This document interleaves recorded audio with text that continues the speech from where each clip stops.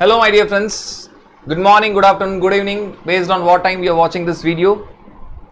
Friends, I hope you are doing good with your health.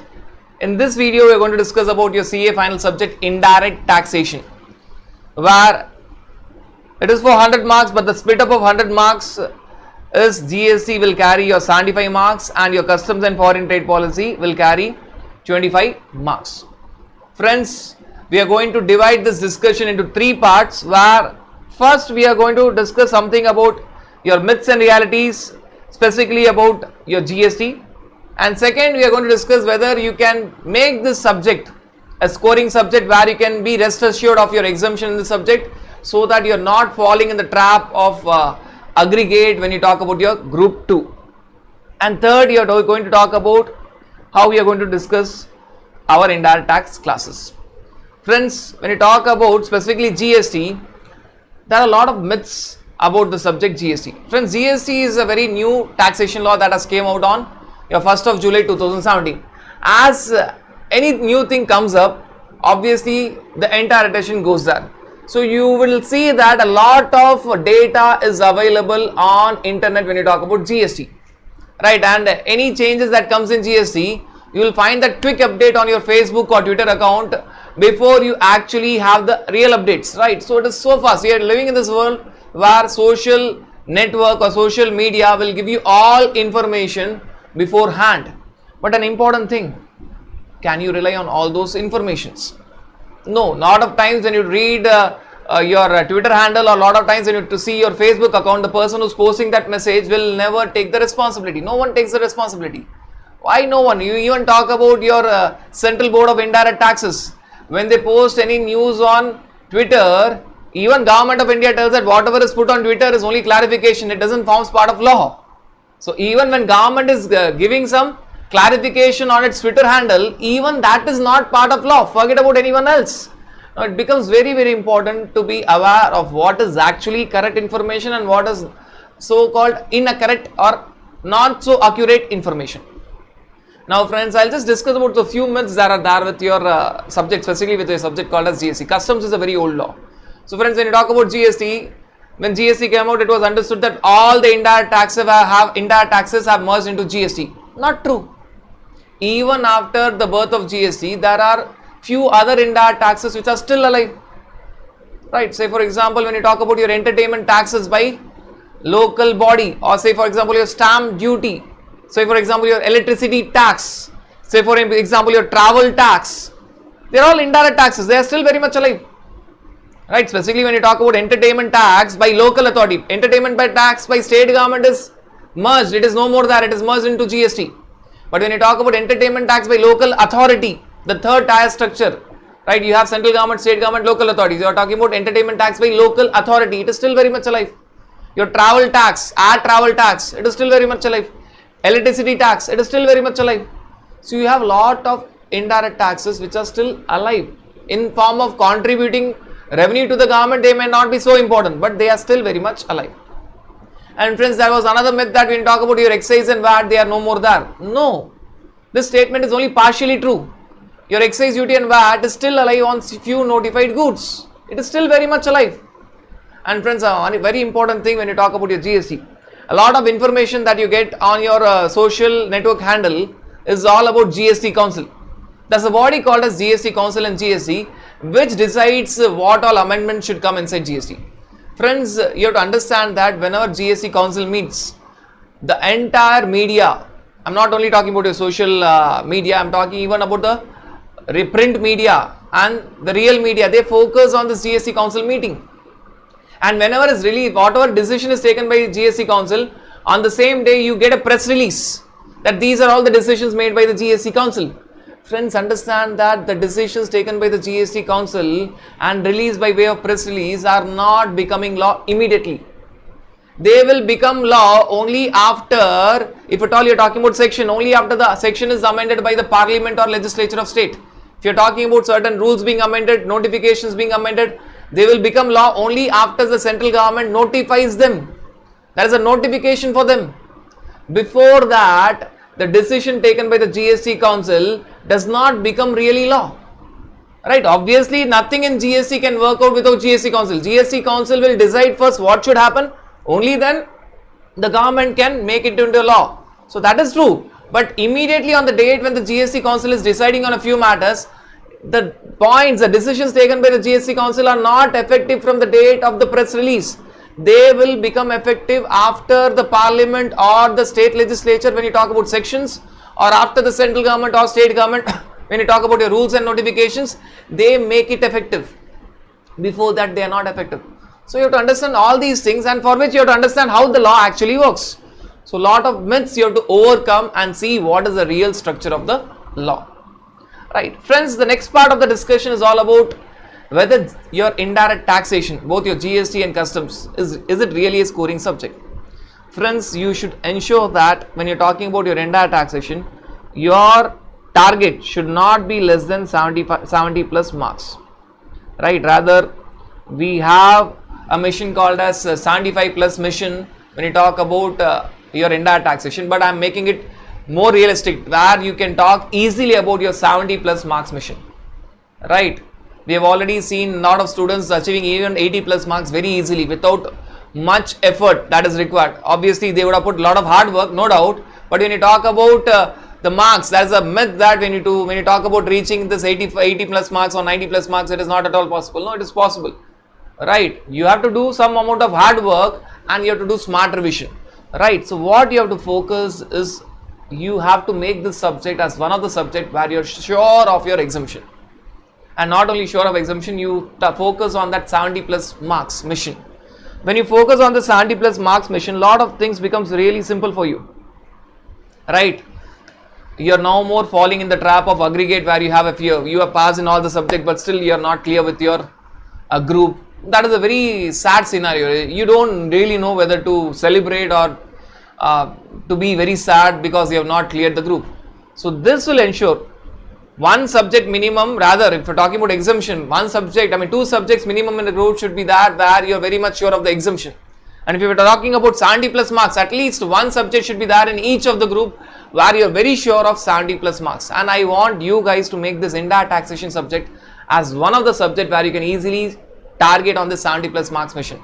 Obviously there will be lovers of your direct taxation subject, I know, but DT is an ocean, and when you compare your subject indirect tax with direct tax, you will find that IDT is way very much less compared to your direct taxation. You can easily make this subject as one of the subject where you focus on your 70 plus marks mission. And friends, another important thing that is to be discussed here is, out of your 100 marks of both GST and customs, you have 30 marks MCQs. You have 30 marks where you focus on your MCQs. Friends, understand that whenever we are talking about your MCQs, your target should not be less than 25 plus marks. So your target should be very clear. Out of your 100 marks, your target should be 70 plus marks. And within that 70 marks, easily you should focus on 25 plus marks in your MCQs. Now friends, now comes the question, whether MCQs are a bonus or a burden. Right, a question that I have been discussing for long time. Is it really a bonus or it is a burden? Friends, it depends on your preparation. It really depends on your preparation. If you are focused on your concepts, core concepts, then MCQs will be a real bonus for you, real bonus. The only thing that you have to understand is, gone are the days where you can buy heart and survive. No, buy hearting is ruled out. The moment ICA came with MCQs from May 2019 exams, it made one point very clear. We want only those students who are conceptually very clear about the subject. So your by hearting is ruled out now. It is all about understanding the concepts and interpretation. Alright, so you should be very clear with the concepts, and if you are clear with the concepts, obviously MCQs you can always think from a bonus point of view. See, there are certain things that are very advantages in your MCQs, undoubtedly. Right, there's no negative markings. You need not write the section number, rule number, notification number, etc. etc. Your workings is not required. What is required is your answer, and obviously it consumes less time. In terms of your writing, explanation and all, it obviously consumes a very less time. So when you talk about the MCQs, these are the advantages of which are always there for all the students. Now when you talk about MCQs, a lot of questions in your MCQs can be drafted in such a way that you see the 4 options of MCQs and you find them all are seemingly correct. Right, now ICAS has come up with MCQs where they'll be giving a one question with 5 marks. 5 marks MCQs is also possible now. So when you talk about 5 marks MCQs which will be touching many areas. It will not be touching one chapter, it will be touching 3 or 4 chapters, or at times even 5 chapters. So friends, you have to be conceptually very strong. You should interconnect all those chapters.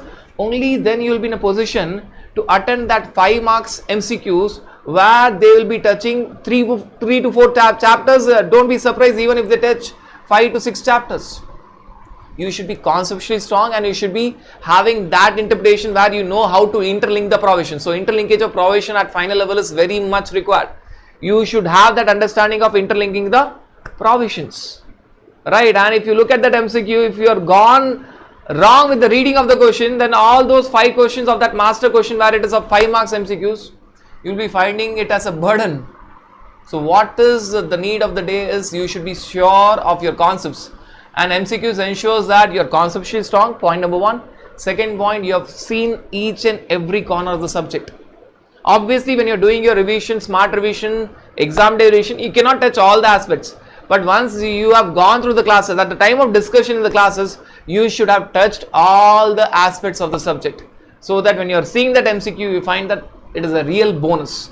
I want you guys to look at MCQ as a bonus, and your mission should not be less than 25 plus marks in your MCQs. Out of 30 marks, you should target at that 25 plus marks, so that it is only a matter of 15 marks for you to test that pass, and you should never focus on pass in an indirect taxation. You should focus on 70 plus marks mission. What happens is, the moment you write your MCQs and you write 25 marks, if you are very sure of that 25 marks, or say 27 marks are pakka right, that confidence will add up when you are working out your practical questions. You will feel yourself, that confidence will add up, that will give you, fetch you more than minimum more 5 marks when you are attending the other practical questions. Why? You can plan your time properly. Now that confidence will be reflected where your mind will work so fast that you will be interconnecting many concepts that you have learned long back during the classroom discussion. So you will find all these things coming automatically. Alright. Now the third part that we are going to discuss in our video is about the classes. Friends, when you talk about our classes, the classes will be fully focused on your concepts. We are going to focus on all your concepts. We are going to focus on your concepts in such a way that you also discuss about interpretation. Final is all about interpretation. So we'll be discussing about various interpretation and why one interpretation is more logical, why other interpretation is not so logical. Right, and we are going to follow an approach called as 360 degrees approach. So we are going to follow an approach called as 360 degrees approach, where whenever we are discussing a concept, we will discuss that concept with 360 degrees approach. We will see each part of that concept. We cannot leave a concept at one hand. When you see a question, at that point of time, the question may address only one area of the concept, but our focus will be touching all the possible scenarios of that concept, and that is the reason we are going to call it as 360 degrees approach. So our focus will be that 360 degrees approach, which means that any type of question that you get in exam hall should not be a news to you, should not be a new question to you. Right, all your research and development, friends, you have to do when you are preparing for your exams. Your R&D should never happen in exam hall, and we are going to ensure that all your R&D we are going to take care when you are going to do the discussion about the subject. Exam hall is never the right place for you guys to do your R&D, right? Many of us do R&D, right? Sitting in the exam hall, we think that, okay, is this the answer? No, this should be the answer. Oh, I have read this provision there. No, that interlinking of provisions in this 360 degrees approach, obviously you are going to interlink the provisions as well. So you are going to even interconnect the provisions. Multiple chapters you are going to discuss within one question. So when you do that, you should be very clear. And that is the reason we have named this approach as 360 degrees approach, where you will see all the sides of a concept. You will connect multiple concepts. You will interlink the chapters so that you have a clarity. You should not be doing your research and development sitting inside the exam hall. All that should happen before you are entering the exam hall. That should happen at the time of preparation. Friends, we are going to discuss our classes in that way that we are going to discuss around 750 conceptual questions. 750 conceptual questions. And before that, I would like to give the breakup. Our discussion will be for almost about 170 hours, where you can keep this as 110 hours will be all about your discussion of the concepts and the provisions, and 60 hours will be discussion of all your examples, and friends, we are calling it as your conceptual examples. We are again coining a new word where you are not calling it as examples, we are calling it as conceptual examples, because while discussing conceptual example, my friends, we will be focusing at one or few concepts at one point of time. Initially we will be focusing on one concept at a time, and later point of time we will be interlinking 2 or 3 concepts in the same example. So focus will be at one concept at one point of time and seeing the entire 360 degrees approach. And slowly we'll see few questions where the concepts are interconnected. We'll be discussing about interconnection of the concepts, where we'll have a question about interconnection of the multiple chapters as well. So that will be coming when you talk about few conceptual examples. So our discussion initially basically will be on one concept at one point of time, and when you talk about your exam questions, they are all nothing but merger of different concepts, right? So I will be even training you to ensure that you are in a position to interconnect all the concepts. And for that we have a Q bank by the name Train Your Brain, where for final we have almost around 700 questions. Now these are not conceptual questions, these are all practical questions, they are exam questions, right? You need not refer your ICI Q bank where you are talking about May 2018 exams, November 2018 exams, May 2019, November 2019, whether it is your mock test paper or your revision test paper or your exam paper, all those questions will be there in the Q bank along with our own questions. We will have our own questions along with all the ICI questions properly arranged as per the logical sequence. And the difference is, it is not just a compilation of ICI questions, no. Your ICI questions, old ICI questions may not be valid today, amendments would have been there. So the answers are updated, point number 1. Point number 2, the presentation of ICI question is different for the same type of questions in different areas, and that we find it very difficult. What we have done is, if at all it is the same type of question, ICI question, we have made sure that the presentation of that type of question is in the same manner. So you may find the question of ICI the same as it is there in your ICI Q bank, but the answers, the presentation will be totally different of all the ICI questions. And for many of the questions which are outdated, the question will be valid but the answer is updated now.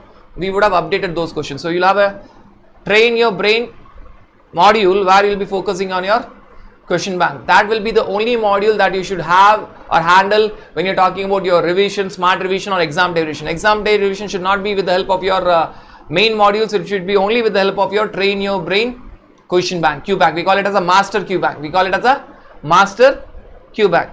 And friends, the last thing that I wanted to share is, when you're talking about all these discussion, we'll be having 2 multicolor modules for the entire discussion. We'll be having 2 multicolors modules for this entire discussion. The first multicolor module will be only about GST. The second multicolor module will contain part of it GST and part of it customs. And friends, this multicolor module is just not like that. Multicoloring is given. Each and every color will have a significance. That's a proper color coding that is there. Now just to show a glimpse of this multicolor module, we'll take a demo chapter so that you understand how the discussion will be there. Each chapter will start with a bird's eye view, where we'll be discussing about the sections, rules, and notification in that chapter. So you'll always start with the bird's eye view, where you'll be very clear with all the sections, rule numbers, notification that is there in the chapter. Friends, that will serve 2 purposes. First, you know what is the discussion that is going to happen in that chapter. Second, you are no more having that fear factor of your section number, rule number, notification number. Should I remember that? Yes, you should remember that. At final level, you are required to remember section number, rule number, notification number for sure. So that will serve dual purposes. The main purpose is making sure that you know what is the discussion that is going to happen. There will be a proper agenda before we start a chapter. And the second important thing is your fear of section number, rule number, remembering that will go away. And friends, each of the discussion will have a proper meaning. Say for example, if you see this particular thing, wherever you talk about main heading, you will be finding that main heading in blue shade, dark blue shade with white font. So all your main headings will always be given in your dark blue shade, and all the definitions throughout your two multicolor modules will be finding your definition means that will be given in the green shade. And when you talk about say your subheadings, all your subheadings will always be given. Main heading will always be there in blue shade, subheading will always be there in red shade. So subheading means there will be, if at all there is any subheadings, you will always find that in red shade, and all your content and the main content and the sub content you will be finding in pink shade and orange shade. So when you talk about your content and the sub content, you will always find that in proper shades, either pink shade or orange shade. And friends, more importantly, when you are talking about your circulars, we will be discussing n number of circulars, right? Lot of circulars in GST and few circulars in customs as well. All those circulars, the moment you see a circular, you will find them in purple shade. And circulars, though they are not part of law, but we have lot of circulars there. And when you are revising, I am sure that you are not going to touch the circulars. Why? Once you are very clear with the concepts and we have discussed the circulars during the classroom discussion, you will find that the circulars will never tell anything new. They are not part of law. They are not binding on the CC. It will only clarify the position of the law. And at times, if the circulars are bad in law, we will discuss why that circular is bad in law. Right? There will be an author's note. You will find lot of author's note where will be telling that why you should not follow the circular, which is not for your exam purposes, but for a practical side. If you find something illogical, there will be a proper author's note which is accompanying the text. And friends, we were discussing around 750 plus conceptual examples, and all your conceptual examples will be in a plain shade, white shade. So when you talk about conceptual examples, every time when you see your conceptual examples, you will find them only in plain white shade. So the moment you see plain white shade, when you are revising directly, you can come at conceptual examples. You will all find them in a plain white shade. So here you will find lot of conceptual examples given in plain white shade. And circulars, the moment you talk about circulars, they will be always given in the purple shade. So you will know what are we discussing about. So whenever you see a particular color, you will know, okay, this color stands for what coding, and accordingly your brain will tell that, okay, if at all directly you want to see the examples, that you can skip that and you can focus on the conceptual examples. We have drafted conceptual examples in such a way that at least 80% of the discussion of the concepts is there in the examples. You cannot find all the concepts in form of examples, but at least 70 to 80% of the discussion you will find a lot of examples. See, you will find a lot of examples here where all your concepts are converted to examples, and examples will be in tick mark, cross mark format. Most of the cases the example will be in form of yes or no, tick mark or cross mark format, and you have even the number examples where you will be dealing with numbers and the dates as well. So when you talk about all these things, you know what you are going to read. Now friends, you may ask, why this multicolored text? Friends, just answer this basic question.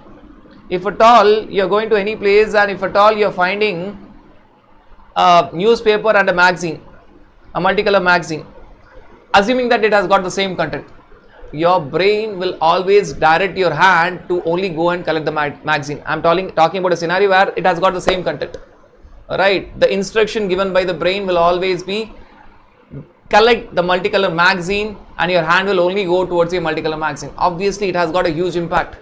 And friends, during the classroom discussion you will not find it difficult, but when you are revising and all, you should know what to revise, what not to revise, right? You should know the proper color coding. Say for example, I said that 80% of the concepts, at times few chapters like your input tax credit, which is the main chapter of your GST, where valuation chapter or your time of supply chapter or your e-waybill chapter, there are a lot of chapters where 100% of the concepts are there in form of conceptual examples. Other chapters, 70 to 80% concepts will be there in form of conceptual examples, and there are few chapters where an entire chapter will be in form of conceptual examples. So directly you can take that conceptual example, see that, complete it, right? So that will be very helpful when you are talking about your revision and your smart revision and your exam day revision. So that will really serve the purpose, right friends? So when you talk about this entire discussion, I hope you found this video helpful. Thank you.